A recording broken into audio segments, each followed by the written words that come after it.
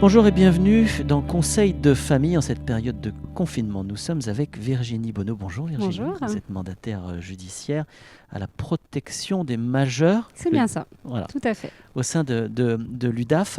On va parler avec vous de l'accompagnement des majeurs protégés. Quelle est la responsabilité déjà alors pas de la personne sous tutelle, comment on dit, du tuteur? Du tuteur ou Du curateur. tuteur. Voilà, Quelle est sa responsabilité? Quelle est sa mission principale? Jusqu'où peut-il aller dans la prise de responsabilité face à la personne sous tutelle? Donc voilà, globalement, on exerce des mesures de curatelle et de tutelle. Oui. Les curatelles, c'est des mesures d'accompagnement, d'assistance, et les tutelles, des mesures de représentation. Donc on exerce, on a toute une gestion administrative et financière. Donc on gère leur budget et on fait en sorte que tous leurs droits soient ouverts.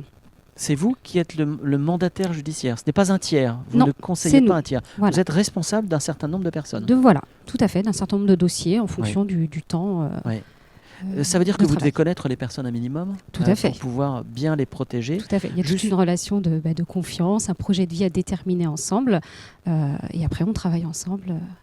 Sacrée responsabilité en période de confinement. Si Tout à la fait. personne sort, si la personne souhaite dépenser sur Internet, quelles sont ses possibilités, ses marges de manœuvre et quels sont les recours que vous avez pour essayer de temporiser un peu les choses? Donc, ils sont aussi responsables de leurs actes. Donc, on ne peut pas les surveiller constamment, entre guillemets. Je pourrais dire, voilà, en effet, des fois, on nous contacte en disant, un tel sort beaucoup et comment... non, on peut simplement les recontacter, les rappeler un peu à l'ordre en disant qu'il y a des règles à respecter en ce moment, cette période de confinement. Par exemple, pour ceux qui habitent La Roche-sur-Yon, il y a le couvre-feu à respecter, mais après, ils sont aussi totalement responsables de leurs actes et là, on peut difficilement intervenir. Alors, concrètement, quel est votre champ d'intervention? Il est essentiellement financier? Administratif, financier, on fait le tiers avec plein de nombreux partenaires. On a un champ qui est...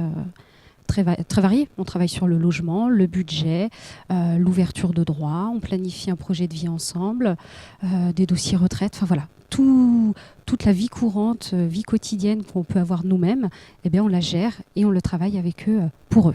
Comment a été transformé votre travail en période de confinement en ce moment? Donc là, du coup, ouais, on est vraiment sur des champs de missions qui sont différents. On gère que les urgences. Là, parce que les partenaires, il y en a beaucoup moins. Il y en a beaucoup qui sont en service minimum, donc on peut pas... Les relations sont différentes. On gère principalement que les urgences. C'est quoi les urgences? Un majeur qui peut nous appeler pour avoir un peu de supplément pour regrouper ses achats alimentaires pour sortir qu'une fois la semaine. Donc là, on va s'adapter. On va regrouper 2 envois de vie courante sur une seule semaine. On va regrouper une quinzaine. Après, je ne sais pas, par exemple, un dégât des eaux, vous voyez, des choses comme ça. Mais après, il y a des achats un peu plus superflus, entre guillemets. La paire de baskets, elle va attendre parce que de toute façon, les magasins sont fermés. Donc... Je me rends compte dans cette période de confinement que mon conjoint, qu'un proche, que la personne en face de moi a vraiment besoin d'un soutien. Comment je peux prendre contact pour qu'une personne soit mise sous tutelle? Comment ça fonctionne en très court? Durant le confinement, là? Ouais, là, on s'en rend compte pour l'instant. Donc là, les tribunaux, il y a du service minimum, mais là, globalement, l'activité des nouveaux dossiers est ralentie, hormis des mandats spéciaux où le juge constate vraiment une situation d'urgence. Là, ils vont nous être attribués, mais là, c'est vrai qu'on est bloqué pour les visites à domicile qu'on faisait régulièrement. Là, on n'en fait plus. Donc les ouvertures de droits, c'est plus compliqué, les ouvertures de dossiers en général.